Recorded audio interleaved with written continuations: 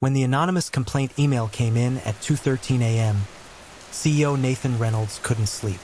Your warehouse supervisor humiliates employees daily. People are quitting because of him. HR ignores it. Nathan had built Reynolds Manufacturing from a two-person garage operation into a nationwide supplier. His leadership philosophy was simple: people first, always. But anonymous complaints are easy to dismiss. Nathan didn't dismiss this one.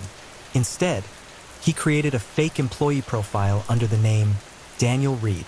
New hire, temporary probation, entry-level floor worker. And on Monday morning, Daniel Reed walked into his own warehouse wearing steel-toe boots and a plain gray uniform. No one recognized him. That was the point. The warehouse floor was loud. Forklifts beeping, metal clanging, machines humming. Workers moved quickly, heads down. Then he saw him. Supervisor Carl Denton. Tall, broad, loud. Carl didn't walk, he stormed. "You're late." Carl barked at a worker who had clocked in 30 seconds behind schedule. "Traffic," the worker tried. "I don't care about your excuses." Carl snapped. "You want this job or not?" The worker nodded silently. Nathan watched carefully. This wasn't accountability. It was intimidation. At 9:15 a.m., Carl approached Nathan. "You the new guy?" Carl asked, not offering a handshake. "Yes, sir," Nathan replied calmly. Carl looked him up and down. "You don't look like you've done real work before." Nathan said nothing. "Stick with me," Carl said, "and don't slow my line down." The morning passed with constant criticism. Nathan lifted heavy crates without complaint. Carl hovered. "Faster. Wrong pallet. Are you even listening?" At one point, Nathan paused to help a struggling older worker adjust a jammed conveyor belt. Carl exploded. "Did I tell you to play hero?" he shouted. "I was just helping," Nathan began. "I don't pay you to think," Carl cut in. "I pay you to move." The surrounding workers grew quiet. No one defended him, not because they agreed, because they were afraid. By lunch, Nathan had seen enough. Public humiliation, threats about firing, mocking accents, even withholding approved break times. Carl wasn't managing. He was ruling by fear. In the break room, Nathan sat alone. A young worker named Miguel hesitated before sitting across from him. "Don't take it personal," Miguel said quietly.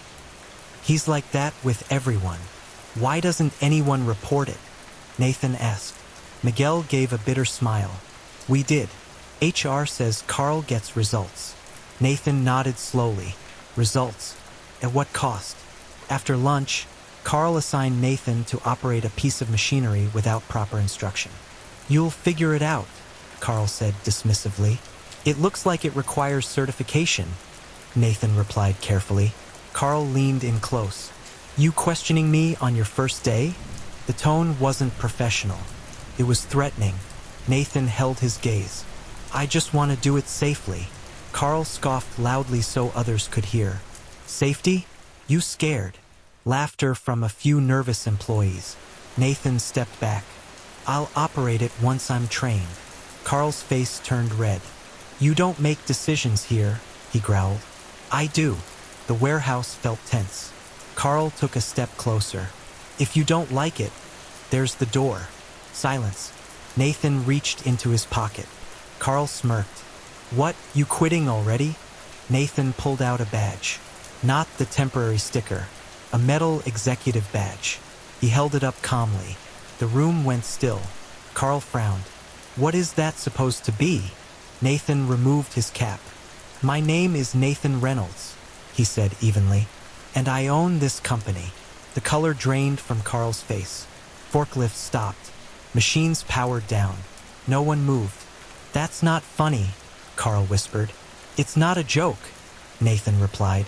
He looked around at the employees. "I've spent the entire day being spoken to like I was disposable." He turned back to Carl. "You publicly humiliated workers. You pressured someone to operate unsafe machinery. And you created a culture of fear." Carl tried to recover. "I push people because I care about productivity." Nathan's voice stayed calm. Productivity without respect is failure. Carl opened his mouth again. Nathan raised his hand slightly. Enough. He looked at the team. Does anyone here feel respected? No one answered. That silence was louder than any confession. Nathan turned to HR, who had rushed in after hearing the commotion. Effective immediately, Carl Denton is suspended pending investigation, Nathan said. Carl's tough exterior cracked. You can't just. I can, Nathan replied firmly. And I should have sooner. Carl was escorted off the floor. The warehouse felt lighter. Nathan stepped onto a pallet so everyone could see him clearly. I built this company so people could provide for their families with dignity, he said. Fear is not leadership. Intimidation is not strength. He paused. If you ever feel unsafe or disrespected, you report it directly to my office. No filters. Miguel looked stunned. Even us? He asked. Especially you, Nathan replied. Over the next month, mandatory leadership retraining was implemented. Anonymous reporting lines were restructured. Exit interviews were reviewed personally. And something shifted. Productivity didn't drop. It improved. Because when people aren't afraid, they perform. On his final walkthrough weeks later, Nathan noticed something different. Employees were talking, laughing, helping each other. Not because they had to, because they wanted to. Leadership isn't about how loud you are. It's about how safe people feel when you walk into the room. And sometimes, the most powerful test is becoming the lowest person in the building, to see who forgets you're human.